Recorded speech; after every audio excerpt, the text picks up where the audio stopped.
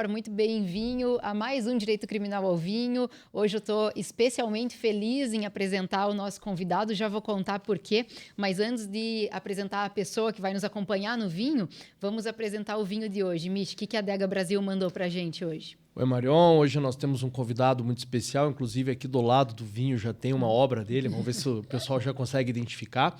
A gente tem um vinho chileno, eu achava que essa vinícola só produzia vinhos argentinos, o Judas. Esse vinho, ele é um ícone argentino, muito famoso, né? E o interessante dessa vinícola é que sempre tem os nomes bíblicos, né? Porque eles têm o Barrabás também, né? E esse vinho é um Cabernet chileno. Então, o Cabernet chileno, assim, se você não sabe o que comprar, Cabernet Sauvignon chileno é o vinho que ele não é aquela coisa tão potente, ele é muito equilibrado, muito elegante, como é esse vinho aqui. Eu até me surpreendi, achei que a gente ia ter que decantar ele, mas não, tá perfeito. Que bom. Bom, antes de apresentar o currículo, e que aqui é um mini currículo mesmo, porque o currículo seria bem mais extenso do que isso, eu queria contar, Misha, acho que não sei nem se dividir com você essa história já, que lá em 2010, lá se vão 15 anos, eu fui tentar o mestrado na Universidade Federal aqui do Paraná, e aí tinha uma lista de possíveis orientadores para indicar, e eu olhei a lista e aí queria ser orientada por uma pessoa, mas essa pessoa não me conhecia na época, e aí eu indiquei o nome desse professor orientador e deu certo de passar nas primeiras etapas, as provas escritas, enfim, ali objetiva, e aí tinha uma espécie de uma entrevista, enfim, e aí eu tive a cara de pau de bater lá no gabinete dele para me apresentar, e era para o professor que está aqui conosco hoje, que é o professor João Alberto Garcês Ramos, e ele me atendeu de um jeito muito gentil, como sempre e eu lembro dessa conversa 15 anos atrás, eu, enfim, era mais nova um pouco ainda, até para estar tentando o mestrado, e eu lembro que o professor falou assim, mas tem certeza, Marion, porque a partir do momento que você for aprovada, vai virar uma ampulheta contra você, para você escrever a sua dissertação. Então, se você não tem nada mais preparado, já você tem certeza que você quer ser aprovada? E aí eu, não tenho certeza. Enfim, eu saí de lá achando que não ia dar certo. E aí, logo depois, saiu a aprovação e ele me deu esse voto de confiança. E eu sou muito grata, né? E sempre você, por essa oportunidade, por essa confiança. Então, estou muito feliz com a presença do meu orientador aqui hoje. Então, professor João Alberto, vou apresentar o seu mini currículo. O professor é professor titular da Universidade Federal do Paraná, em processo penal, procurador regional da República, no estado aqui do Paraná, está aqui agora, né? Embora seja o gabinete lá em Porto Alegre, aí o professor vai contar um pouquinho para a gente que está conseguindo fazer esse trabalho aí sem deixar Curitiba. É autor de artigos e livros vários, né? Eles trouxe aqui alguns. Um muito recente foi lançado essa última semana na UFPR, que é esse curso de processo penal, Michi. Direito Processual Penal, aqui está do lado do vinho. Lindo livro, da inclusive. Editora da Tirã Loblan. Um livro de fôlego, né, prof, que a gente já vai conversar um pouquinho sobre ele. Né, mas vários outros livros que a gente vai poder falar aqui ao longo da nossa conversa. Então, professor João Alberto, a gente quer agradecer imensamente sua presença. Sei que o tempo é corrido, que o tempo é curto. Você ter disponibilizado esse tempo para conversar com a gente é uma honra, uma alegria. Muito obrigado por estar aqui. Bem-vindo. Eu que agradeço, Marion. Eu que agradeço. Você lembrou desse episódio, né? Realmente foi uma coisa legal, foi bacana. E a gente não, nessa hora que a gente é escolhido, a gente tem que ser um pouco, porque tem uma competição acontecendo, né? Então você tem que, e eu lembro do teu início. Você é da área de penal, eu sou do processo, né? Uhum. Então tem essa, eu já dei aula de penal, eu comecei dando aula de penal, dei muito tempo aula de penal na faculdade, né? Mas é como eu fiz concurso para processo penal e aí as coisas se compartimentalizaram, eu acabei ficando no processo penal, né? E então, desde então, estou trabalhando nisso. Mas eu lembro bem desse episódio, foi bacana. Foi bacana. Professor, então vamos agora falar um pouquinho desse livro que acabou de ser lançado aqui. E a gente gostaria que você contasse sobre esse livro. O que a gente pode esperar dessa obra que acabou de ser lançada aqui no cenário nacional? Veja, eu fiz esse livro com uma estrutura assim. O livro chama Direito Processual Penal, Princípios e Dogmática. Uhum. Então, a primeira parte do livro é só sobre os princípios do processo penal, os princípios constitucionais do processo penal. Uhum. Eu aprofundei muito esse tema porque, como vocês devem saber, talvez se não sabem, vão saber, eu tenho uma pesquisa grande em processo penal norte-americano, né? que é um processo que eu estudei durante muito tempo, né? Já desde 2003 que eu vim estudando esse assunto. Quando eu dei aula na Unipar, em Umuarama, eu decidi fazer um texto lá para os alunos. E aí comecei a pesquisar e trabalhar e pesquisar. E acabei fazendo muito em cima dos princípios do processo penal norte-americano. Porque vários dos princípios americanos vieram para o processo brasileiro. A influência americana é muito forte, é gigantesca a influência que eles exercem sobre o Brasil. Então, na verdade, quase todos os países estão influenciados por eles, de alguma maneira, né? Alguns não admitem, mas são influenciados por eles, né? Alguns países europeus não admitem a influência americana, mas são influenciados, porque é uma potência, né? E tem também a parte da dramaturgia, né, jurídica americana, né? Tantas séries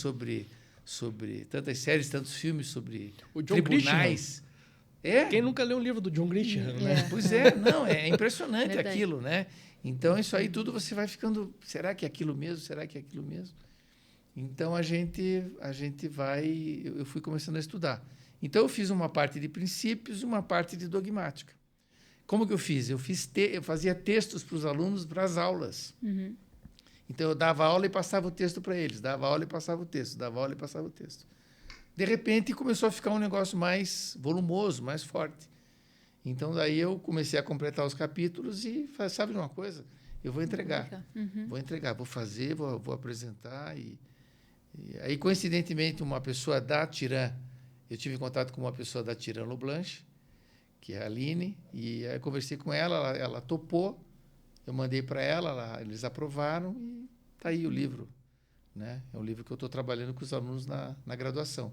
É um livro para graduação, né, da faculdade. Então, Prof, e a gente ainda sobre esse livro, num mundo de telas em que as pessoas estão consumidas, né, com tanta informação, com esse excesso de estímulos, e a gente às vezes não acha tempo para sentar e fazer alguma coisa, como que você, né, sendo um profissional, dando aula na faculdade, sendo, né, procurador, enfim, como que você conseguiu juntar ainda fôlego e tempo e se organizar para fazer um livro como esse, né? E num tempo também de textos muito curtos, porque quando a gente tem um texto um pouquinho mais longo na internet, as pessoas já falam, lá vem textão.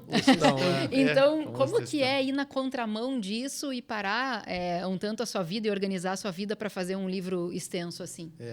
Primeiro porque eu tenho um pouco essa ideia, sempre tive essa ideia de eu sempre quero ficar meio na contramão, eu não gosto muito de ficar na mão, sabe? Então, a tendência é texto curto, então eu prefiro fazer o texto longo, né? Se é para ler um livro, tem que ser curtinho, então eu vou no livro longo, né? Eu vou no livro longo. Agora, inclusive, recentemente eu li um livro, A Vida e as Opiniões do Cavaleiro Tristan Shandy, do Lawrence Sterne. Quem já leu Machado de Assis, As Memórias Póstumas de Brás Cubas, lá no comecinho, no introito do livro, ele fala desse livro, ele cita esse livro. Ou seja, é um livro que era um dos preferidos do Machado de Assis. Que legal. E eu li o livro, mas é um tijolo desse tamanho, uma enrolação desgraçada o livro, assim, sabe? Tem que ter paciência para ler. Eu fui até o final, assim, sabe? Bem interessante, várias coisas. Mas é um livro ele faz muitos retornos. É um cara que fica retornando no assunto, volta e vai, sabe? Ele volta lá para o começo, depois vai de novo e esquece do que ele estava escrevendo, sabe? E esse Lawrence Sterne era um pastor metodista, eu acho, e que escreveu esse livro, um livro bem humorado e tudo, mas o humor da época, né? Lógico. Mas, enfim, então eu não gosto de ficar muito na mão. Então, se a mão é essa de texto pequeno, então eu vou tentar fazer o texto mais longo, né? Sim. Mas eu concordo com você, as pessoas estão muito imediatistas, né? Sim, sim. Muito imediatistas. Mas eu também, por outro lado, desde o começo do computador, eu aderi ao computador, adorei o computador, adorei. Então, desde o começo, eu sempre fui muito no computador. Pesquiso muita coisa, faço muita coisa no computador, sempre fiz. Então, não tenho nenhum medo, assim, vou fazendo e vou, sabe, gosto da informática, gosto da técnica, gosto da ciência, acho legal, acho bacana. Então, é isso, é um pouco isso.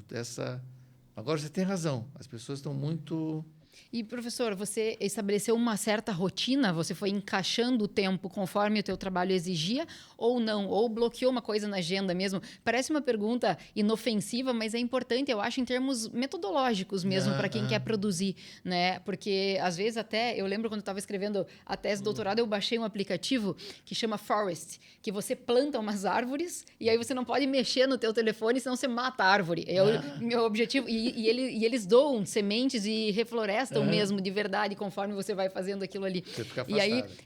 é uma forma de você... Enfim, eu colocava lá, por exemplo, 2 horas travado o telefone. Aí, de vez em quando, eu pegava, tava assim, ainda falta 1h36. Aí isso também te mostra o quão dependente nós somos, né? Porque o tempo todo você fica pegando, parece uma muleta aquilo ali, né? Então, tem alguma metodologia que o professor indica para quem quer sentar e escrever?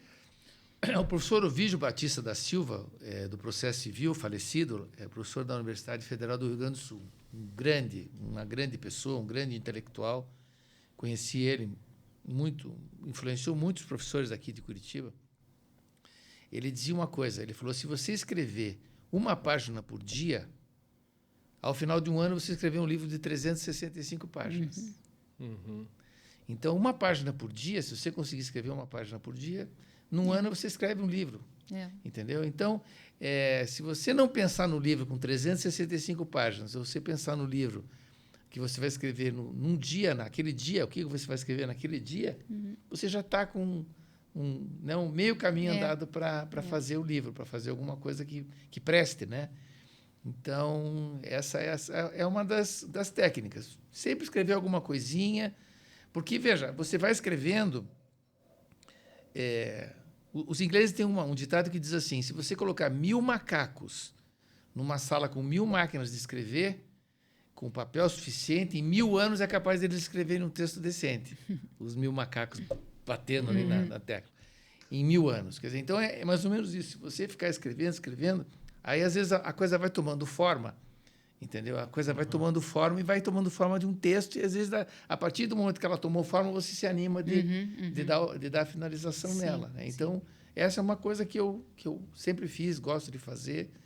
E, às vezes, mesmo que você comece a escrever, você não tem uma ideia exatamente do que você vai escrever. Né? De repente, você, no meio do negócio, você... Epa, é nisso aqui que eu vou investir mais, né? E é bom quando isso acontece, né? Pois é. Eu lembro, assim, durante mestrado, doutorado, quando a gente está escrevendo, às vezes está mais amarrado, e de vez em quando você tem um insight, assim, uma ideia, e aquilo é prazeroso. E eu lembro que eu mesmo. falei para você, a gente tem que ter coragem e humildade para, às vezes, abandonar um caminho que você tá indo e ir para um outro caminho, né? Esse é o caminho.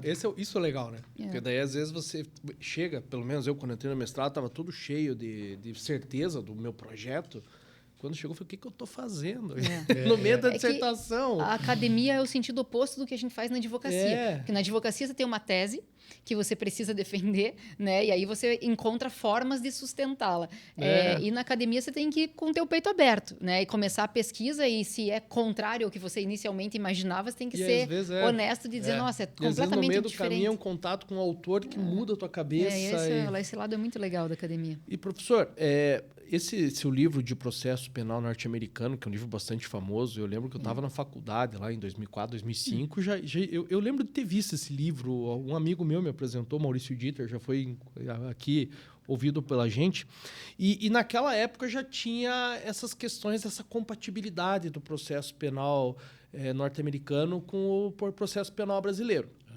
E isso talvez veio muito forte quando começaram os acordos penais de uma maneira mais, digamos assim, mais incisiva. Porque antes tinha, no Juizado Especial Criminal, parecia que ninguém dava bola, que aquilo lá era um acordo.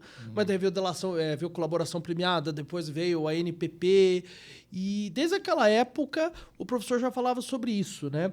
Então, eu queria que o professor discorresse um pouco, falasse com a gente como que é lá, porque existem muitas críticas lá, né? Daqueles acordos que muitas vezes existe o overcharging, né? Que é aquele peso na acusação para tentar forçar um acordo com o réu. Quais são as diferenças? Como que o professor vê essas influências aqui no Brasil a respeito desse ponto específico?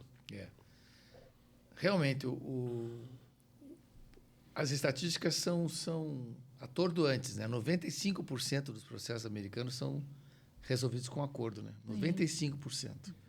E então realmente é uma coisa absurdamente poderosa lá, né?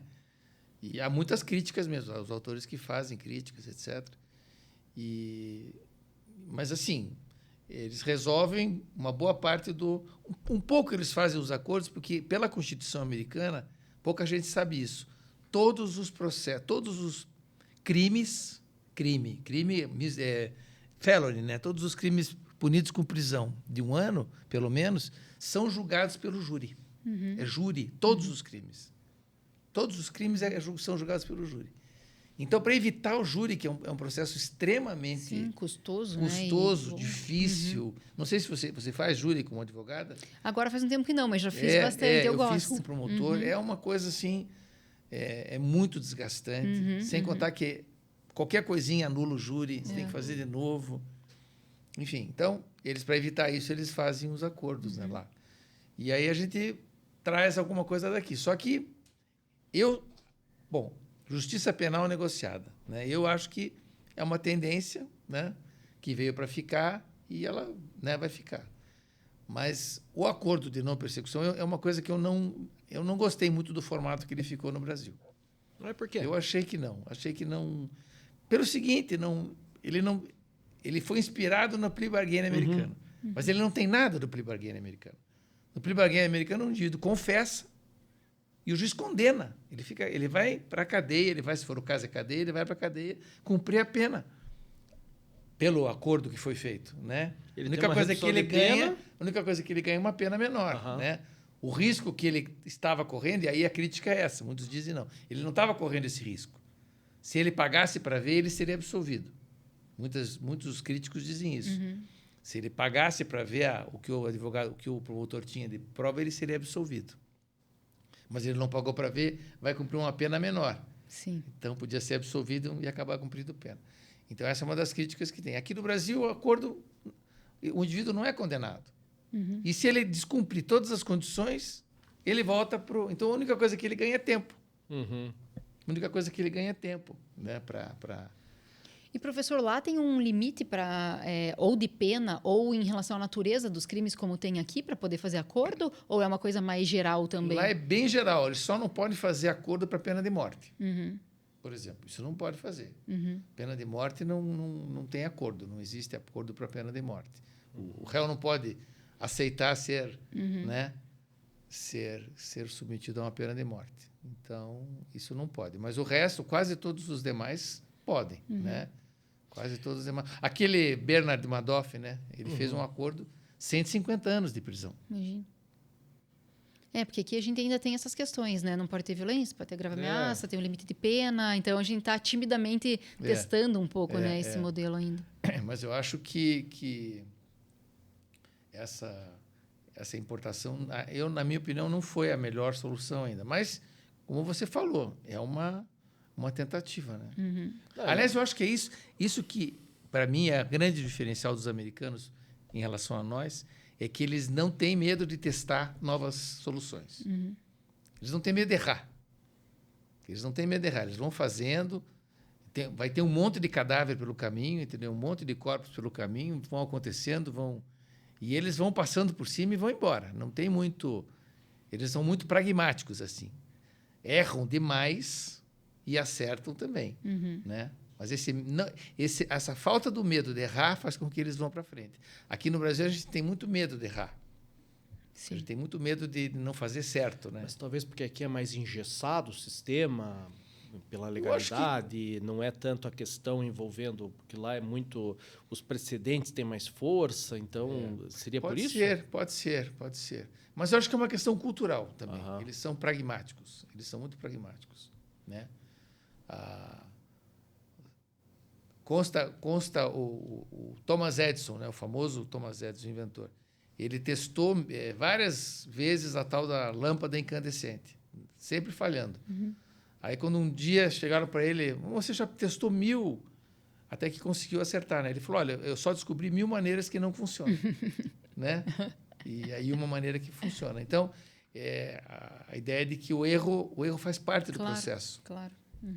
Então, os americanos fazem isso, né? Agora, é claro, tem muito problema pelo caminho. Acaba acontecendo muito problema, acaba acontecendo muito sabe? Sabe que eu estava ouvindo o professor e lembrando, estava lendo esse fim de semana um livro do Rubem Alves, e ele estava falando que um grande defeito nosso no ensino é que a gente só ensina o certo e a gente apaga esse caminho do erro até chegar. Né? Então, você chega para o aluno e fala assim, ó, é assim. Sim, mas então tudo que aconteceu antes para você chegar naquilo ali, tudo que deu errado, que faz parte desse processo, inclusive fundamenta e explica aquilo, a gente elimina, né, dos nossos...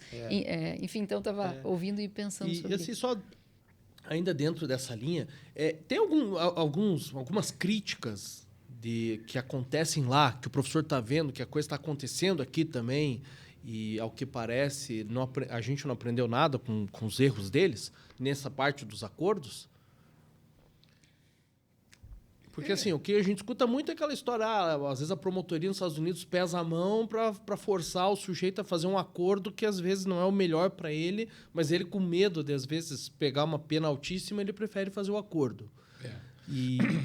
É que essa crítica, na verdade, ela é tripla. Quando se faz, ela faz uma crítica tripla. Primeiro, para o promotor que faz esse overcharge que você falou, acusa mais do que tem. Né? Pede uma pena maior do que tem.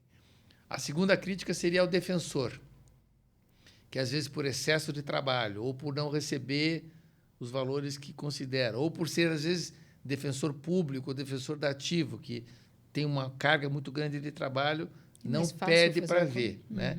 E a terceira é o juiz, que também não fiscaliza. Né? Então, essa ideia do juiz como árbitro lá é muito forte, né? É meio da história do esporte, né? O juiz que aparece pouco. Então, o juiz não quer saber muito do que está acontecendo. Desde que as partes estejam de acordo, ele homologa, né? Então, esses são esses três elementos que às vezes falham, né? Esses três elementos que às vezes falham, né? Então, agora, o acordo é muito importante. Às vezes tem situações Recentemente teve um caso lá nos Estados Unidos muito importante do filho de um ex-presidente que estava sendo acusado de um crime grave, ofereceram um acordo para ele, ele não aceitou. E aí o processo foi se desdobrando, e aí foram aparecendo as evidências do crime dele, até que lá no final ele resolveu fazer o acordo. Mas daí já tinha feito um estrago no próprio mandato do pai dele como presidente. E lá tem essa possibilidade de você fazer o acordo, então, em diversos momentos do processo. Imagino que daí as cláusulas vão mudando também, né? Exato. Certo, vai vendo que tem mais... Você vai aumentando tua munição, né? Com uma acusação, né? Exato. Então, essa é uma... Se ele tivesse feito o acordo no começo, talvez tivesse preservado muito mais o pai dele, né? Por exemplo, na situação. E, professor João Galberto, se a gente fosse fazer um exercício aqui, assim, hipotético, né? Se você tivesse como alterar algumas coisas no direito processual brasileiro, com base em tudo que você estudou do direito processual norte-americano, fora a questão do acordo, tem algumas outras coisas que durante esses anos de estudo você verificou e disse, isso aqui seria uma coisa muito boa no Brasil e o Brasil nem cogitou até hoje. Teria, assim, essa importação de alguma outra coisa que não foi importada? Eu acho que eles têm pelo menos há um tempo atrás, eles tinham uma eficiência muito grande nos crimes financeiros, né, com aquele RICO Law, a lei RICO, né, nos Estados Unidos, que é uma lei simples, mas que tem uma potência muito grande, né? Praticamente bloqueia todos os ativos do réu, todos, né? E eu lembro que uma vez eu tive veio para cá um magistrado americano. Quem trouxe até aqui para cá foi o Sérgio Moro, aqui para o Brasil. Ele deu palestra lá na Justiça Federal. E ele deu a palestra, bacana e tudo. E ao final da palestra, o pessoal tive um coquetel, assim, e eu vi que ele estava meio quieto, assim, né? Só falava inglês, não falava português. E eu fui lá testar o meu inglês com ele, né? Maltratar o meu inglês com ele. E aí conversamos, né? E ele ficou à vontade. Daqui a pouco ele disse assim para mim: olha, desculpe, ele falou, desculpe, mas eu não sei como é que vocês... O que amarra vocês? Porque você veja bem, teve o caso de um político brasileiro, não vou falar nomes, ele fizeram uma representação de crime, ele tinha desviado valores enormes do governo.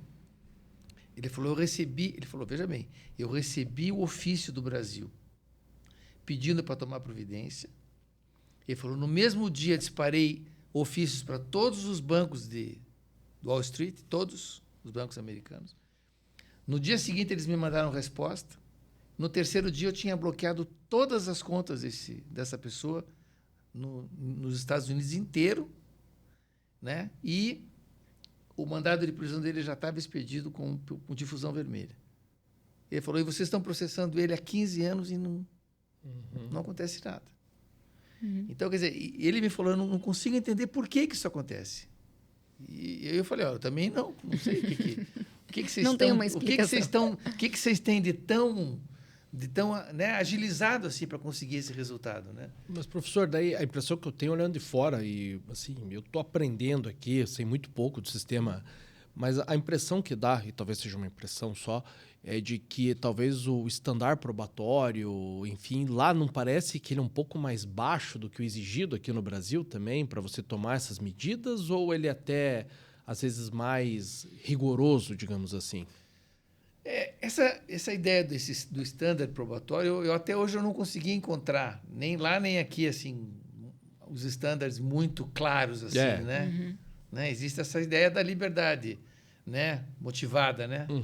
Da motivação da sentença, né? Então, nós temos, eu sempre defendi isso, no nosso processo tem vários standards, né? Probatórios muito clássicos, né? Por exemplo, a morte, você só prova com laudo de cadavérico, né? O estado civil você só prova com a certidão de nascimento, né? Essas coisas. Existem muitos estándares. Agora, lá eu não sei. É porque lá também tem mais essa. Lá, quando é julgado pelo júri, né? O júri, muitas vezes, sopesa de maneira muito própria, né?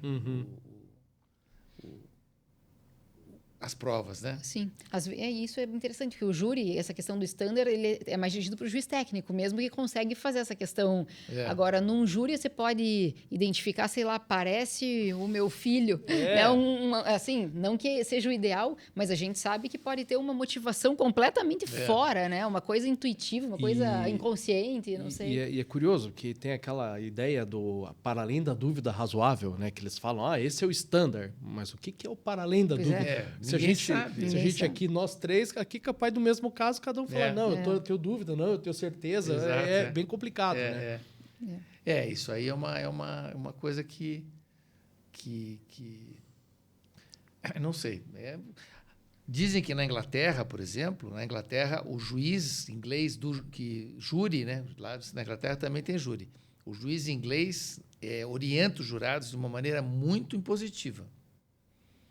Entendeu? Ele diz, olha, vocês não podem, isso aqui vocês não podem julgar assim. Vocês não... Mas sobre o mérito mesmo? Sobre o mérito. Diz que ele não... Eu já li textos sobre a atuação do juiz no júri inglês, e ele diz para o jurado, você não, como diz, não seja louco, entendeu? De por exemplo, absolver por esse motivo, porque ninguém alegou esse assunto, então você não pode fazer. Aqui você não pode fazer. Sabe? Então... direciona um pouco o trabalho dos jurados. O juiz americano já é um pouco mais... Deixa mais livre. Deixa um pouco mais livre, né? E assim, professor, desculpe, Marion, Não, por favor. Não, é que eu estou muito curioso com algumas coisas. E assim, hoje, assim, você vê muitas críticas ao Tribunal do Júri no Brasil, né?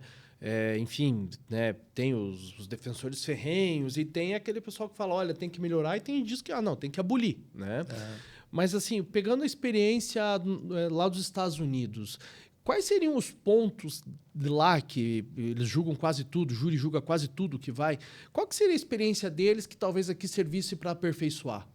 Talvez a unanimidade, não sei, enfim. Os jurados debaterem, né? Os jurados debaterem o caso. O que o professor vê nesse ponto? Por exemplo, eles têm lá... Porque o que acontece nos Estados Unidos? As coisas que estão na Constituição não se mexe. O processo de mudança da Constituição americana é muito complicado, muito difícil. Então, está na Constituição, eles têm que cumprir. O que eles fazem às vezes, sair com umas... Por isso que eu falei do pragmatismo, né? Eles saem com umas soluções que são muito criativas para resolver certos problemas. Então, por exemplo, o júri está na Constituição americana.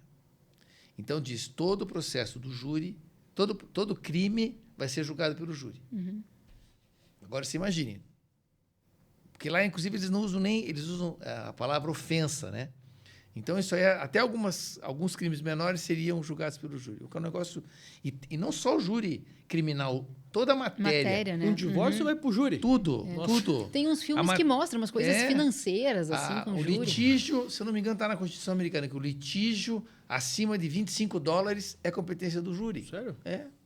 Então, como é que faz? Pois é. Então, como é que eles fizeram? Eles tiveram uma solução muito criativa. Eles interpretaram assim, a Suprema Corte interpretou assim: o júri é um privilégio do réu. Um privilégio do qual ele pode abrir mão. Então, ele pode abrir mão do privilégio do júri. Com isso, com essa interpretação, o júri não é impositivo, não é uma questão de competência. Aqui a gente leria como uma questão de competência. Lá eles leram como uma questão de privilégio do réu. O réu pode abrir mão do privilégio. Então, se ele abrir mão do privilégio e disser, não, eu quero ser julgado pelo juiz togado, ele vai ser julgado. O processo fica mais barato. Isso é o advogado que vai fazer esse trabalho cobra menos, porque o advogado de júri é caríssimo. Eles cobram por hora, né? É caríssimo. Então, ele pode trabalhar com, entendeu? Um honorário mais barato, o réu fica mais... Que interessante. Então, eles trabalharam com isso. Então, são soluções que eles criativas, né? Mesmo em questão de competência, por exemplo, para resolver certos problemas. Porque eu já vi essa consideração de alguns advogados falando sobre o júri, dizendo, não, mas isso é um direito do réu, porque ele vai ser julgado pelos próprios pares. E aí, alguns respondem, bom, se é um direito do réu, então ele não quer. Ele não quer exercer o direito, né? Ah, não, mas ele é obrigado a exercer o direito. Então, essa discussão aqui eu já vi algumas vezes, e a gente não tem essa opção. Mas lá eles entendem que se a pessoa estiver com a vontade livre, ou seja, sem coação, e tiver consciência das consequências da sua opção, ela tem direito a optar por qualquer coisa. Então, nos casos que não são de pena de morte, enfim, o juiz pode sentenciar até a pena de morte? Não, a pena de morte só pelo júri. Só pelo júri. Só. Essa é uma limitação que eles têm lá, só pelo júri, né? Isso é interessante, inclusive, nessas questões muito midiáticas, porque a gente vê que o júri, principalmente os advogados que atuam no júri ali, hoje, eles estão discutindo muito que esses casos que ganham muito a mídia, que precisa se fazer uma defesa intra-autos e outra extra-autos. Porque eles dizem, senão você mata a narrativa, se você deixar para discutir só no processo, quando vê, enfim, já se construiu uma narrativa extra-autos tão forte que você nunca mais vai reverter intra-autos aquilo, né? Então, isso seria interessante, inclusive, nesses casos, você optar, por exemplo, para não ir a júri popular e trazer isso para dentro do processo de volta. Foi a solução que eles tiveram lá, né? Então, eu acho que essa coisa muito de estudar o jurado com antecedência vem muito da cultura lá dos Estados Unidos, né? Você teve o caso do O.J. Simpson, que ficou famosíssimo, né? Porque envolvia a questão racial, enfim, e tem até uma série que eu não sei muito boa a série. É muito boa a série, O Povo contra o O.J. Simpson, não sei se o professor já assistiu. Também não sei se tem tanta fidelidade assim com o mundo jurídico lá, mas Você sabe que eu assisti o júri do O.J. Simpson pela CNN ao vivo. Olha só. Pela televisão. Porque a CNN nasceu bem na época do julgamento do O.J. Simpson. Bem na época a CNN foi lançada. Era TV a cabo, eu tinha aquela TV a cabo e tudo, e a CNN não tinha programação. Eles eram uma TV em Quanto tempo durou esse júri mesmo? Quanto tempo durou? Sei lá, não sei, foram semanas e foi um semanas. recorde, assim, de duração. E eu assistia todo dia, passava num horário que para mim era bom, e eu assistia ao vivo aquele júri. O juizito lá, os advogados, o Cochrane, o próprio O.J. Simpson, né, a Marsha Clark, que era a promotora do caso, né? Tudo aquilo ali eu assisti ao vivo. E foi realmente um júri extraordinariamente interessante, né? E esse filme, um desses filmes aí, é bem fiel assim ao que aconteceu. Acho que é o Povo contra o O.J. Simpson, uma coisa assim. Acho que tem no Disney Plus. E recentemente teve do Johnny Depp. Não sei se o do professor... Johnny Depp. do Johnny Depp. Que também agora também foi recente. Foi. E aí também foi Foi televisionado. na Austrália esse, né, do Johnny Depp, não foi? Não lembro acho que onde. não. Acho que não. Não sei. Eu acho que nos Estados Unidos. Que era... Com a ex-mulher. Com a ex-mulher dele, Que né? era Amber abuso Heard. psicológico. De tipo violência doméstica, assim, doméstica. como se fosse Maria da Penha, se fosse no Brasil. E foi televisionado. E aí tinha gente defendendo e gente também criticando, dizendo, bom, mas aí virou quase um teatro, porque mesmo, né, assim, ele sendo literalmente um ator, as caras que ele fazia, as bocas que ele fazia, o gestual, né? Interessante. Parece que ela acusava ele e ele acusava ela numa... É. Se eu não me engano, tinha acusações recíprocas ali, né? Mas assim, professor, no júri lá, qual que é o filtro da prova? Porque, assim, olhando os filmes, né, e acho que o pessoal que acompanha a gente vê, que eu sempre falo, né, o pessoal acha que vai chegar lá, a defesa chama o fulano de tal, eles chegou alguém aqui que ninguém esperava.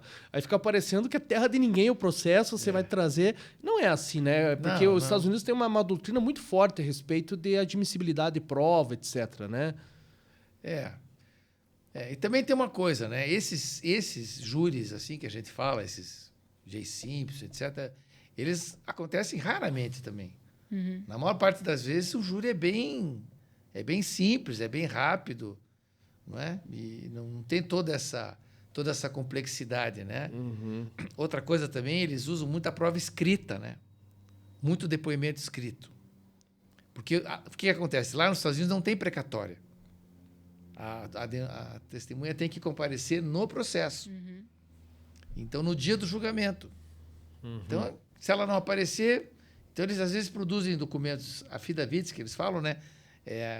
Depoimentos por escrito, assinados, e esses documentos são usados no processo para julgar. Agora, uma das coisas que está acontecendo no júri americano, o grande problema que eles têm hoje é o seguinte: eles não sabem mesmo como resolver. O júri acontece, a pessoa é condenada ou absolvida, sei lá. Aí as televisões procuram os jurados e os jurados dão entrevistas sobre o que aconteceu na sala secreta. E às vezes isso causa algum tipo de estranhamento da parte dos...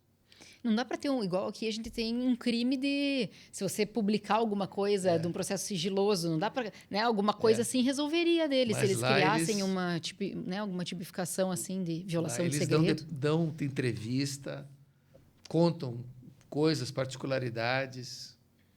O cara explodiu comigo, o cara gritou comigo, gritou com fulano. Tinha um canal de televisão lá, né, que era só sobre isso, né, sobre júri, não tinha? Mas a sala secreta lá não é nunca filmada, né? Aliás, até mesmo os julgamentos, muitas vezes, só tem aquela pessoa desenhando, né? E tal, ninguém... No caso do J. Simpson, foi filmado tudo, né? Eles fizeram filmagem total de tudo, né? Mas... Não sei o que eu estava falando agora, eu esqueci. Sobre os jurados que que dão entrevista. Dão entrevista. E aí cria problema, porque daí o advogado que perdeu, a parte que perdeu... entra com recurso no tribunal, você está vendo? Houve uma coisa que foi lá, que aconteceu extra alto. Entendeu? Aí, às vezes, o tribunal anula. É complicado. Um caso que está deu bastante repercussão, não sei como que tá, aquele dos irmãos Menendez lá, né? Esse teve bastante repercussão, mas não sei que pé que tá, né? Se eles estão... Acho que eles buscavam uma coisa. Mas é que tem o Netflix, o documentário e a série, né? Eles perderam. Agora, a última notícia que eu tive deles é que eles entraram com um pedido de livramento condicional e perderam. Os dois foi indeferido o pedido. Mas lá deles. tem, tipo, revisão criminal, assim, alguma coisa? Eu acho que deve ter sido isso que eu imaginei tem que eles... corpus, né? Eles fazem tudo por habeas corpus, né? Depois. Mas no caso deles era um parole, né? Um livramento condicional que eles estavam pleiteando, né? Porque eles tinham sido condenados a uma pena super alta, né? Acho que era prisão perpétua, daí foi baixado para 50 anos, e agora eles estariam elegíveis para livramento condicional. Mas parece que perderam. Os dois, foi indeferido o pedido deles. E, prof, agora falando um pouquinho sobre a sua profissão, eu quero saber primeiro se isso era um sonho seu, planejado, ou se foi uma coisa que a vida foi acontecendo e aí, enfim, foi um caminho, né, que a vida acabou, enfim, né, determinando ali. E como que é ser procurador regional da República no dia a dia mesmo, para quem está nos ouvindo, para que a pessoa entenda a função mesmo, né, nesse cargo, se puder dividir um pouquinho conosco. Tá. Veja, o procurador da República, né, é um membro do Ministério Público Federal, né? Ele tem uma atuação civil e atuação criminal. Tá? Então, nos crimes são os crimes federais e na atuação estadual, na atuação civil, são os processos que dizem respeito à União, às autarquias, né, às entidades federais. Então, é um trabalho de Ministério Público, só que na área federal, né? Então, eu trabalhei durante muitos anos na primeira instância, muitos anos, né, na parte criminal e na parte civil. Fui procurador eleitoral e trabalhei no meio ambiente, enfim, trabalhei em quase todos os setores da procuradoria. E o criminal Aqui em era o Curitiba. preferido? Ou Eu gostava? gostava muito do criminal, muito do criminal. Agora, às vezes, o criminal acaba sendo muito trabalhoso quando tem as operações da Sim. Polícia Federal, né? São enormes, são grandes, é muito documento que vem. Então, às vezes, você tem que se desgastar para resolver aquilo tudo, né? Então, isso aí é um pouco desgastante. Porque a Polícia Federal trabalha muito. E trabalha muito bem, diga-se de passagem. Verdade. Eu sou admirador do trabalho deles, eles são muito bons. Então, eles produzem coisas e você tem que olhar tudo, você tem que examinar e ver o que você vai aproveitar daquilo, né? Os inquéritos são enormes, são densos. Então, eu trabalhei muito tempo nessa área, atendi público, fiz um monte de coisa. Agora, nos últimos tempos, e fiquei vários anos recusando promoção, porque como eu tenho vínculo aqui na Universidade Federal, eu tenho essa dificuldade. Então, eu aceitei recentemente e trabalho todo dia, faço todas as minhas coisas todo dia, né? Regularmente vou a Porto Alegre para o meu gabinete, para visitar meu gabinete, fazer as coisas lá. Mas é uma profissão muito, muito interessante. Na faculdade eu conheci vários procuradores que eram professores, né? Professor Alcides, Alberto Munhoz da Cunha, do Processo Civil, professor Edgar Katzwinkel Júnior, do Direito Comercial, eram professores da Federal e procuradores da República. E eu conheci eles lá, né? E comecei a admirar o trabalho deles. Falei, opa, beleza, vou tentar. E acabei saí da faculdade, fui ser promotor de justiça em São Paulo. Eu fui promotor de justiça 2 anos em São Paulo. Não sabia, não sabia essa. Fui promotor lá. Trabalhei 2 anos lá. Foi uma escola. São Paulo é uma escola, assim, São Paulo. Ficou na capital? Fiquei na capital 1 ano. Na capital, não. Na verdade, eu fiquei no ABC, né? São Bernardo, Diadema. Um pouco na capital e um pouco em Eldorado. Eldorado é uma cidade do Vale do Ribeira, onde tem a Caverna do Diabo, né? É lá. Eu fui promotor lá 1 ano. E nisso aí veio o concurso para procurador e eu fiz e passei. E voltei para Curitiba. Que ano que o professor ingressou no Ministério Público Federal? Dezembro de 89. Então eu já tinha a Constituição, porque tinha uma diferença, né, dos procuradores. Eu fiz o concurso, eu comecei o concurso com uma Constituição e terminei com outra. Nós tivemos que estudar por 2 Constituições. Então, a gente não sabia de onde vinha o tiro, né? Na banca, no sino. Né? E na minha banca tinha Pertence, José Paulo Sepúlveda Pertence, Inocêncio Mártires Coelho, tinha o Procurador-Geral da República da época, Aristides Junqueira. Enfim, foi uma banca pesada. Talvez o pessoal que esteja escutando, vendo a gente agora, né? O Sepúlveda Pertence foi o último penalista no Supremo, né? Ele tinha um conhecimento de direito penal que era um negócio de louco, né? Gigantesco. Sem contar que era uma pessoa educadíssima, era uma pessoa finíssima, era uma pessoa muito bacana, muito espirituosa, muito espirituosa. Tem uma passagem dele muito famosa, não sei se vocês conhecem. Eles estavam tratando de uma extradição.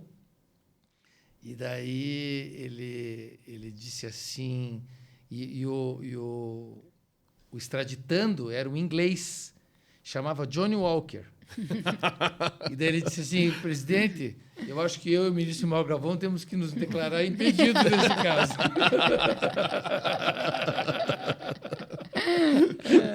Sabe? Então era uma figura muito querida, muito bonzinho, muito talentoso, muito inteligente, né?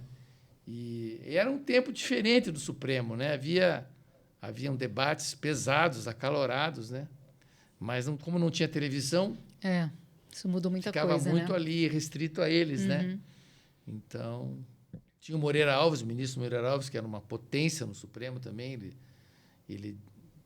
Os dois antagonizavam, né? Pertence e Moreira Alves. Então, realmente, eles fizeram uma história no Supremo. E, professor, você tem essa carreira acadêmica, sala de aula, os livros publicados e também no Ministério Público Federal. Teve alguma vez que você se viu mudando de ideia porque tinha pensado de uma forma academicamente, escrito alguma coisa, e depois, com uma experiência na prática, se viu obrigado, né, a pensar de outra forma? Enfim, como é que é esse intercâmbio entre a sua vida acadêmica e sua atuação? Dá para ser coerente sempre? Eu achei essa tua pergunta muito instigante, né? Realmente é difícil, às vezes, a gente conciliar. Se bem que, normalmente, eu consigo conciliar. O que acontece muito é que, às vezes, como você faz parte de uma instituição, você tem outros posicionamentos de outros colegas, que nem sempre são iguais aos teus, né? Mas, aí, como você está fazendo um processo, continuando o processo do colega, você não pode, num dia de uma substituição e tudo, ir lá e pedir absolvição, desistir de tudo, estragar o... Então, você tem que ir meio que seguindo junto com o que o outro colocou. Então, essa é uma coisa que, às vezes acontece, né? Às vezes acontece. Mas eu realmente, muitas das coisas que eu escrevi na minha vida, a minha dissertação de mestrado foi assim, foi observando a atuação dos juízes, observando as audiências. A minha dissertação era audiência processual penal. Foi observando como que as audiências funcionavam com os juízes, como é que era, né? Antes da filmagem, era tudo, né? Com a menina lá batendo a máquina, né? Fazendo a... Então, eu comecei a observar como é que os juízes faziam, quais eram os erros, quais eram os acertos. Então, foi assim que eu defini o tema da minha dissertação, por exemplo. Né? Na época era diferente o mestrado, você não tinha que entrar com um projeto, né? Sim. Então, fui fazendo e acabei pegando... É difícil isso, né? Teve uma situação curiosa no meu escritório, que a gente tem um colega advogado e nós, advogados, às vezes estamos na defesa, mas às vezes na assistência da acusação. E aí um colega nosso, não vou falar o nome, mas gosto muito dele, inclusive tem um livro publicado de processo penal, e no livro ele se posicionava contra a prisão em segunda instância, quando estava tendo aquela discussão do Supremo de possibilidade ou impossibilidade, enfim, ele se posicionou contrário, e aí, num processo, eu era a defesa, ele era assistente de acusação, e ele pedindo a prisão do meu cliente em segunda instância. E daí eu juntei ali que, né, juntaria a melhor doutrina, conforme a melhor doutrina ele mesmo.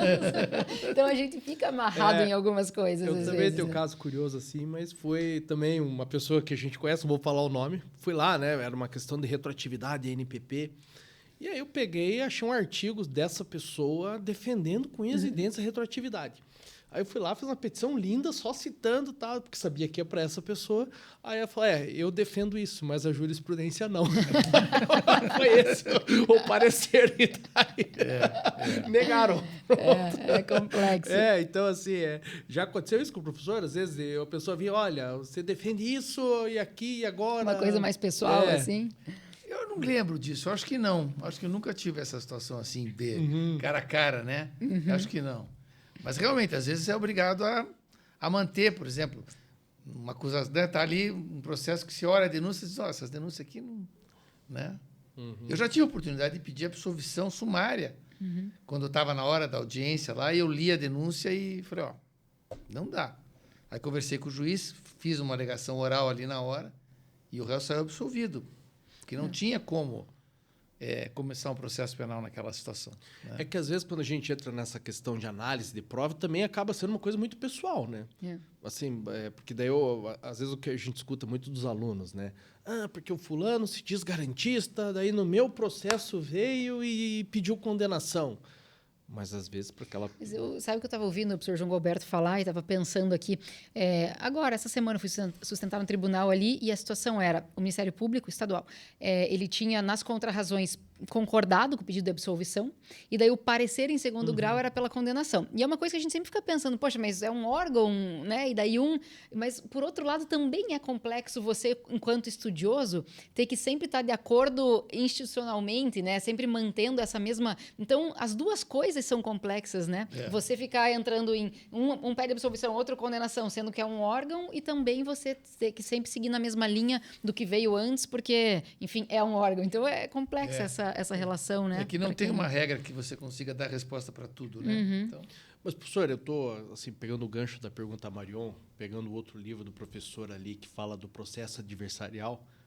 E essa questão, quando você tem, por exemplo, o Ministério Público e a defesa, aspas, concordando com a absolvição, como a Marion narrou aqui, como que fica essa posição, olhando do ponto de vista teórico, do procurador no segundo grau? Como que assim, para não...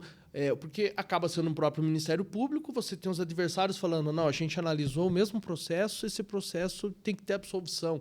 Né? Ou, às vezes, sei lá, um caso que eu nunca vi, mas vai que defesa e a acusação falam, não, a gente concorda que a pena tem que ser reduzida, e o procurador vai lá num parecer e fala, no segundo grau, e fala, não, a pena tem que ser mantida, ou o réu, os dois falam de absolvição, mas a gente tem que manter a condenação. Como que fica?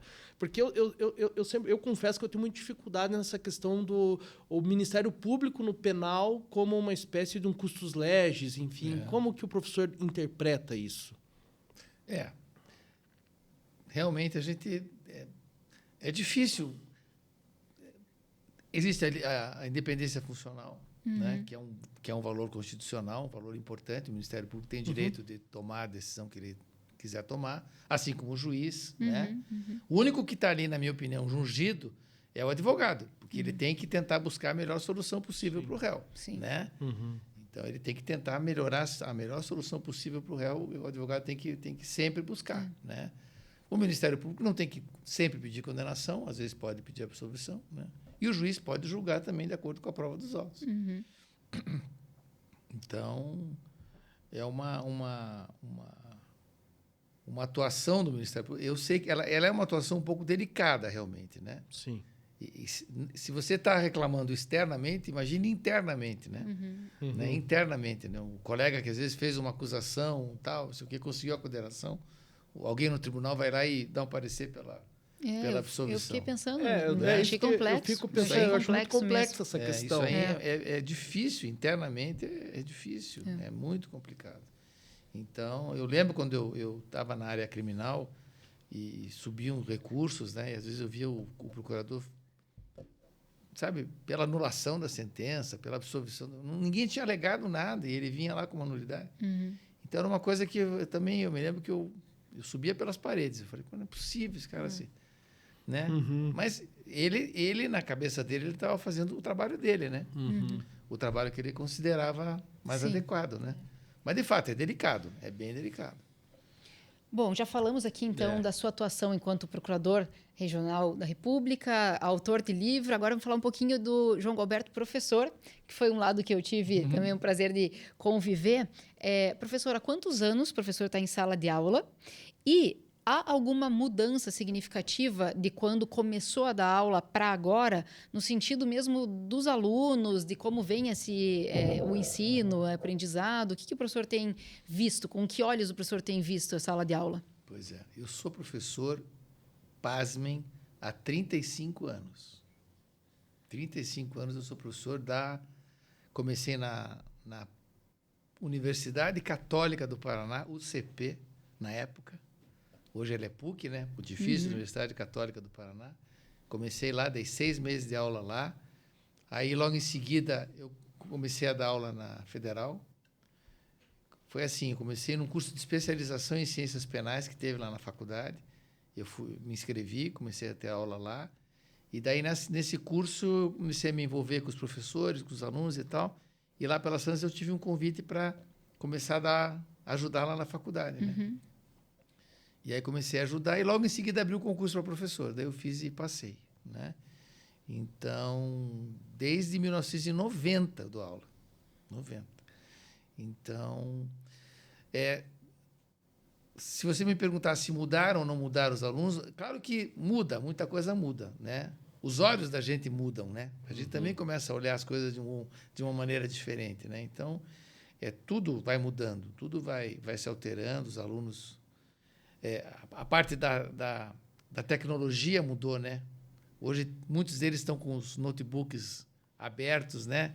Ali ligando, né? Fazendo... E até tem coisa pior, né? Que ele grava e depois joga no chat GPT e nem presta atenção na aula mais, né? Ele escreve e... Então, isso tudo são coisas que a gente tem que aprender a lidar, né?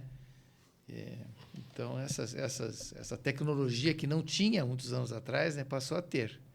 Mas eu acho que mudaram sim. Mas eu não consigo ver, isso é uma das coisas que eu sempre gosto de falar, eu não consigo ver uma linha evolutiva, porque muita gente diz assim, os alunos estão ficando piores, os alunos não estão tão bons, estão menos estudiosos.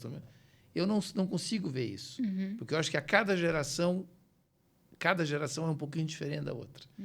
Tem a geração mais politizada, a geração menos politizada, a geração mais contestadora, a geração menos contestadora, né?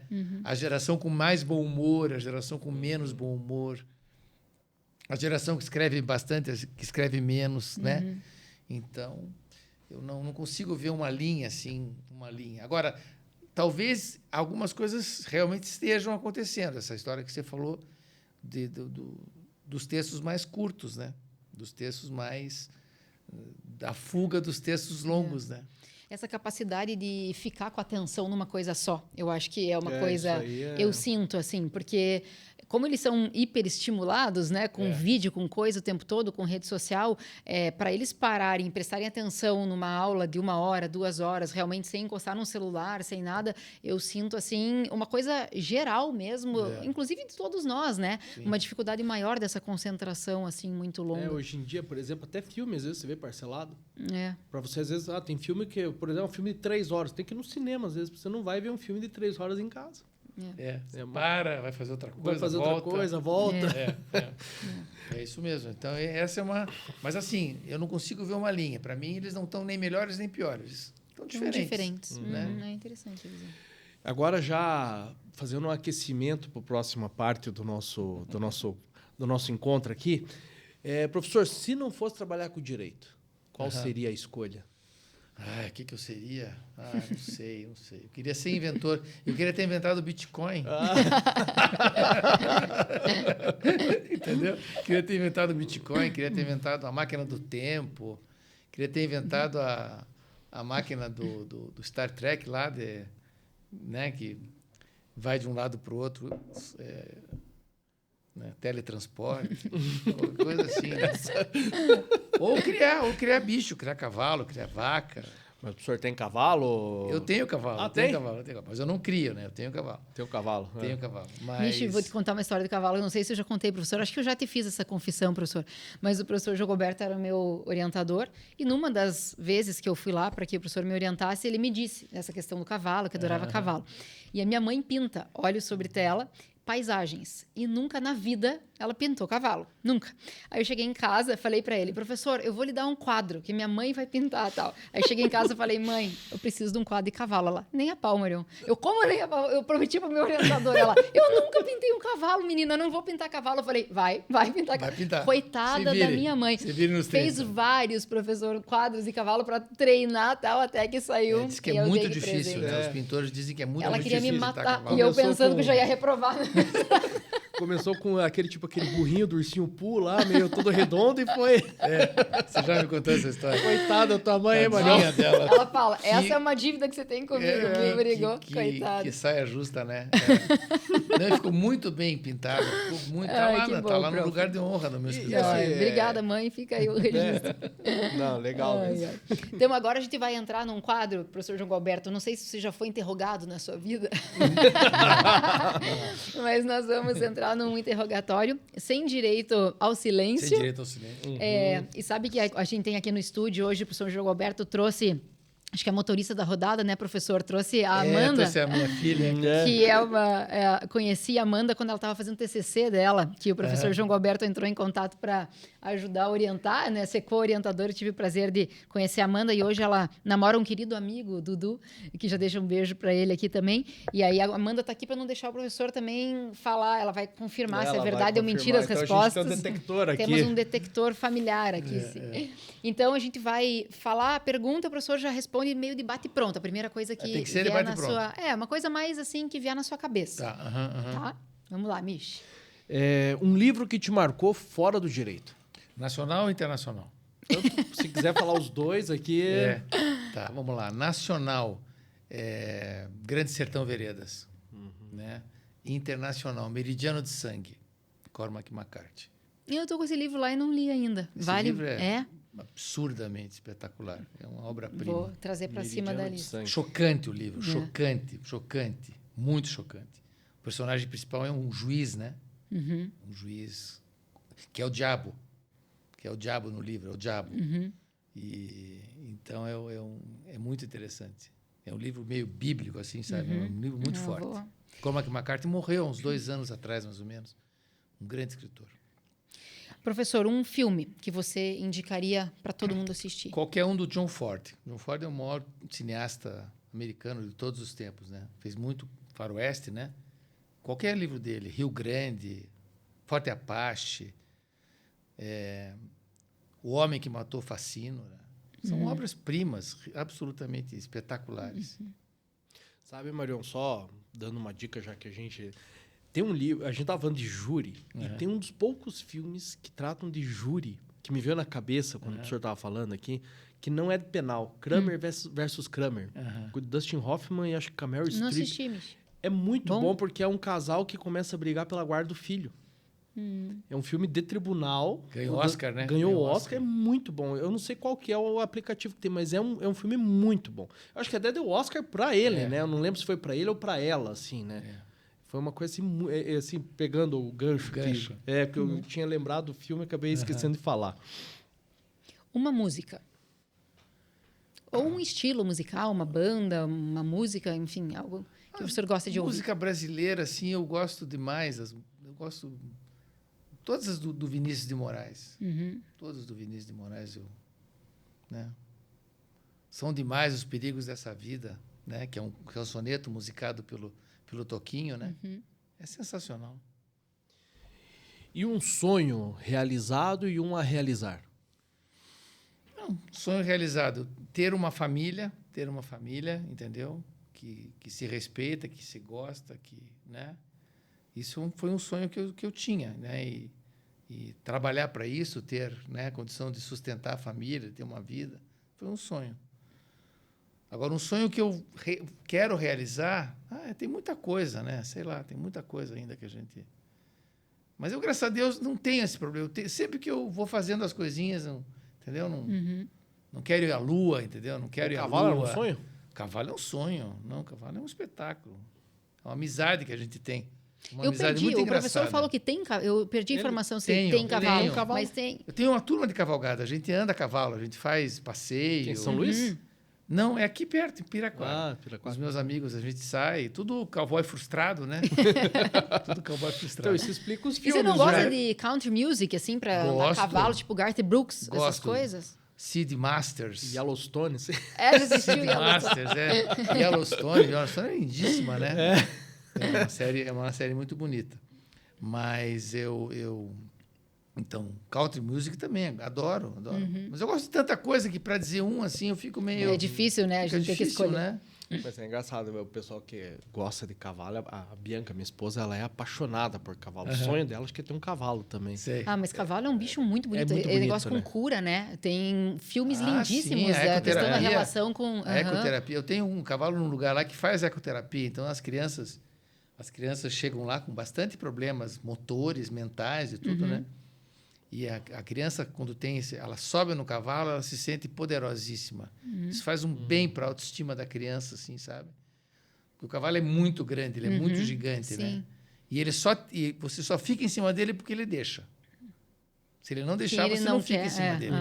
Então, todo mundo, Todos nós já caímos de cavalo, todos nós já caímos.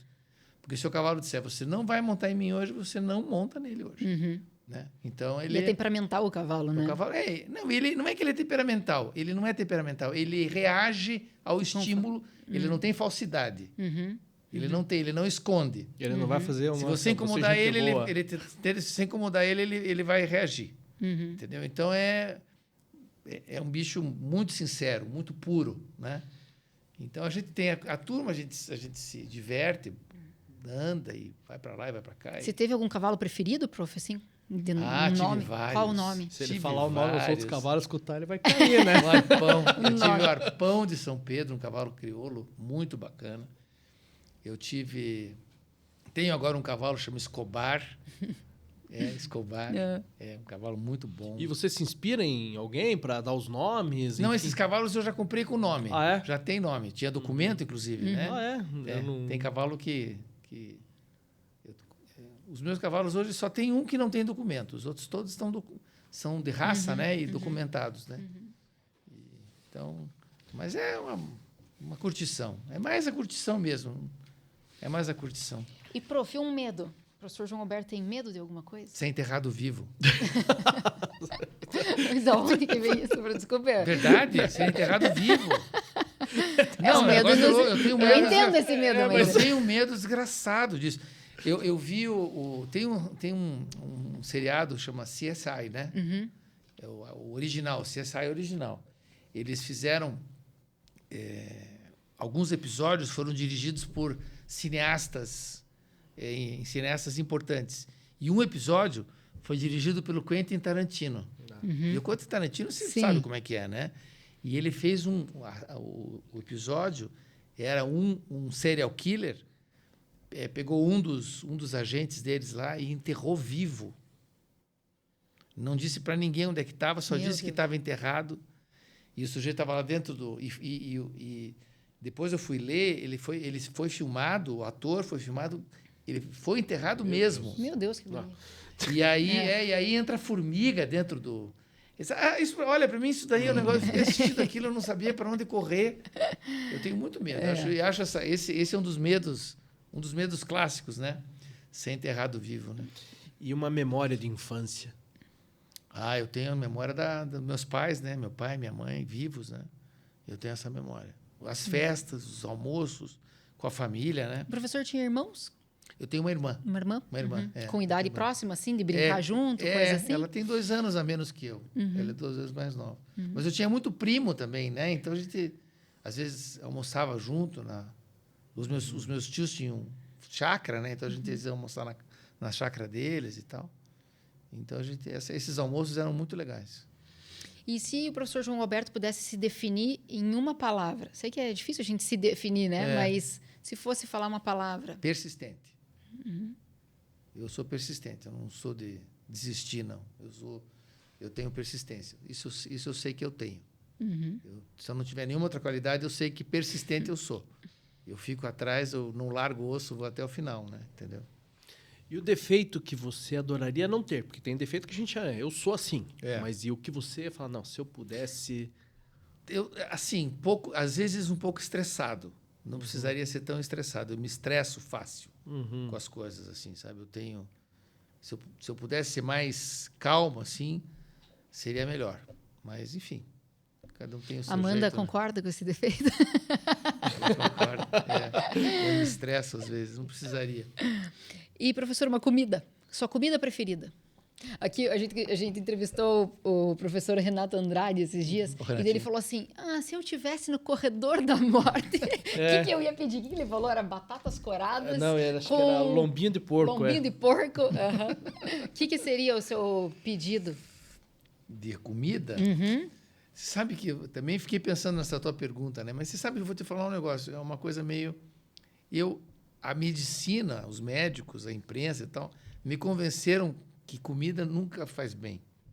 Então, hoje eu não consigo. Vou comer uma comida e digo... não, prof. Vai Um dos engordar. grandes prazeres da vida. Mas, sabe, hoje eu não consigo. É um problema que às vezes eu fico pensando. Eu gostava muito de comer. Gostava muito, mas agora já fico pensando, essa comida não faz bem. Essa comida não sei o quê. E a comida boa não tem gosto. né? A comida que faz bem não tem gosto. A comida que tem gosto não faz bem. Você come muito, você vai engordar. Se você come pouco, você vai... Então, eu não sei. Eu gostava muito de um monte de comida, mas eu fico pensando, né? Será que... Não, prof, tem que rever essa Tem sua... que rever. Tem que rever. Eu tô em crise. Porque tá em crise. nessa- Não, porque- prof, isso aí não dá. Porque é um dos grandes prazeres da vida, comer, é muito bom. É E bom. se a gente, né, for olhar para tudo que faz mal, não faz quase nada mais. Porque trabalhar em excesso, beber em excesso, né? Então, de tudo em fato, excesso, né? a gente tem que, E outra, tem eu que acho se que permitir. a comida, ela é o relacionamento. Você se encontra com Eu os acho amigos, também. você sim, não. come. Isso é verdade mesmo. É. Comer a sozinho é convivência. horrível, né? Comer sozinho. Comer você- sozinho. né? Se você estiver com mais alguém, às vezes até a comida não faz tanta diferença. né? Às vezes é a comida, mas querendo ou não, né? Porque você vê, às vezes, vem nutricionista e fala, não, porque você tem que cortar final de semana. Você pensa, pô, mas então eu vou assim, churrasco com os amigos. Não. Ou É. Eu pago esse preço assim com gosto. eu também. com gosto. Não, Pago comida com gosto é- esse preço. Não, Isso é uma coisa que eu não abro E a mão, memória afetiva que a comida traz é muita coisa. eu também acho. E uma curiosidade sobre o professor que pouca gente sabe. Curiosidade. Não, assim, a gente, graças a Deus, eu tive na minha vida dentro da faculdade, eu conheci muita gente interessante. Por exemplo, eu conheci o Sobral Pinto. Conheci de pertinho Sobral Pinto. Evandro Lins e Silva, de pertinho. Sepúlveda Pertence, de pertinho. João Saldanha, jornalista João Saldanha, de pertinho. Conheci o João Saldanha. Até o Luiz Carlos Prestes, a gente conheceu, a faculdade trouxe, a gente recebeu ele lá. Francisco Rezec, grandes personalidades do direito. Ariano Suassuna, a gente conheceu. Esse cara é um conheceram- cara espetacular Ele é para mim. espetacular. sensacional, bem magrinho. E Paulo Outram, uma série de personagens que a gente conheceu. No tempo da faculdade, tinha um projeto, chamava-se Projeto Pixinguinha. Eram shows bem baratinhos, que eram feitos no Guaíra, no Guairão, e vinham... Nossa, veio Cartola, veio Clementina de Jesus, veio Ivan Lins, veio Toquinho, veio Vinícius, veio Nara Leão, veio Cartola. E esse estava tudo ali assistindo embaixo, assim, Nossa, da que- coisa, sabe? Então, a gente conheceu. Então, eu tenho essa... Não é bem uma curiosidade, mas sabe, eu tenho essa graça de ter visto essas pessoas. privilégio, sabe? né? E algumas até mesmo conversado ali muito rapidamente, né? Ulisses Guimarães. Ulisses Guimarães, a gente conheceu Ulisses lá na faculdade, ele esteve lá. E vários governadores, vários senadores. Era um período bacana, assim, um período político, né? Porque a minha faculdade foi de 82 até 86. Pegou várias. Nós pegamos ali o período das diretas já, aquele período da redemocratização do Brasil. Estava muito efervescente esse assunto, né? Então, a faculdade trouxe muita gente diferente, muita gente bacana. Carlos Lira, eu conheci o Carlos Lira. E né, veio aqui para Curitiba para eles fizeram a comemoração dos Centros Populares de Cultura, ele era um dos compositores, né? O Carlos Lira, que com o Vinícius é autor do hino da UNE. O hino da União Nacional dos Estudantes foi feito por eles. Ele cantou esse hino lá, cantou essa música lá. Que legal. Então, eram coisas assim que a gente vivenciou assim, muito... Foi muito especial assim, com a minha turma de faculdade. Depois, no próprio exercício do magistério. Então, eu conheci essas pessoas, achei bem bacana de conhecer. Prof, eu estava te ouvindo aqui e não está no nosso script, mas eu estou adiando o fim, entendeu? E daí eu queria lhe fazer uma última pergunta. Um Contardo, que eu gosto muito, psicanalista, né? Ele tem uma frase que ele diz que vale mais uma vida interessante do que uma vida feliz. O que o professor acha, se fosse para escolher uma coisa? Uma vida feliz ou uma vida interessante? Pois é difícil, né? Primeiro que eu acho que não existe nenhuma coisa nem outra. Nem a vida nem é interessante, nem é feliz, né? Existem momentos interessantes, como este aqui que a gente está tendo, né? E existem momentos felizes. Agora, a maior parte da vida não é feliz, não é interessante. A maior parte do tempo você não faz coisa interessante, né? E a maior parte do tempo você também não está feliz. Quem está feliz né? O doido, aqueles, né? Chamava doidos de todo gênero, né? Loucos de todo gênero. Esse está feliz o tempo todo, né? Rindo, andando para lá rindo. Agora, a maior parte do tempo você está ali envolvido com coisas, né? Desagradáveis, trabalhosas, maçantes, né? Maçantes. Então, não tem assim essa coisa, vida feliz, vida interessante. Agora, se fosse para escolher, eu não saberia escolher. Não. Sei lá. A gente busca a vida feliz, né? Uhum. Mas se ela for interessante, é melhor. E a última pergunta, Mich? A última é sobre o vinho. Uhum. É um vinho para dia a dia, assim, um vinho mais em conta, para aquele dia meio descompromissado, tomar um vinhozinho. Sei. E o vinho para ocasião especial. Olha, o vinho, assim, eu vou sair um pouco talvez da expectativa de vocês, mas eu aprendi a gostar muito do vinho do Porto. Mas eu gosto também do branco. Você gosta do branco? Eu gosto do Rubi. Uhum. O Tawny e o Rubi, né? Uhum. Nós fomos para Portugal lá e ficamos num hotel, sempre tinha um vinhozinho do Porto. E eu descobri que muitos portugueses tomam depois do almoço, eles consideram ele um vinho digestivo, né? Uhum. Então eles tomam muito. Eu aprendi a gostar muito de vinho do Porto, sabe? Uhum. É uma coisa que eu achei bacana. Agora, um vinho especial, o Amarone, né? Da Valpolicella, né? É um vinho espetacular, absolutamente espetacular. E é um vinho do Vêneto, né? Que a maioria dos italianos que vieram aqui para o Brasil, para o Sul, vieram do Vêneto, né? Então, é um vinho das origens, né? Das origens dos nossos italianos, né? Muito bom. Prof, com isso, infelizmente, a gente encerra essa conversa. Eu adorei tê-lo aqui. Quero agradecer mais uma vez em meu nome e do Michel. Nós estávamos bastante ansiosos para te receber. Então, muito obrigada por ter aceitado o convite, por estar fazendo essa entrevista, essa conversa, né? A gente gosta muito desse projeto, a gente se diverte muito fazendo e a gente acha que isso permite também que as pessoas que assistam tenham, assim, contato com um lado diferente, né? Porque normalmente vê mais o lado profissional, a pessoa trabalhando, mas aqui permite saber quem está por trás dessa pessoa, quem gosta de ler, de ouvir, de comer, qualquer uma lembrança de criança. A gente gosta muito de fazer esse exercício, de apresentar um pouquinho esse outro lado, né? Então, foi uma alegria poder apresentar um pouquinho do professor João Gualberto por trás do professor João Gualberto e ficamos muito felizes. Obrigada. Muito obrigado. E vocês pelo menos a mim, me tiraram da zona de conforto, né? Isso é uma coisa muito boa, tirar a gente da zona de conforto, né? Aquelas perguntas, assim, e meio inesperadas, assim, né? Sim. Mas a gente aprendeu muito. Eu aprendi muito, acho que o pessoal de casa também, principalmente essas questões de do direito norte-americano, achei muito interessante. Muito legal mesmo. Foi um programa muito bacana. Muito obrigado. Obrigada. Um brinde. Um brinde. Um brinde. Obrigada. Nossa. Obrigada. Muito obrigado. Obrigada pela audiência.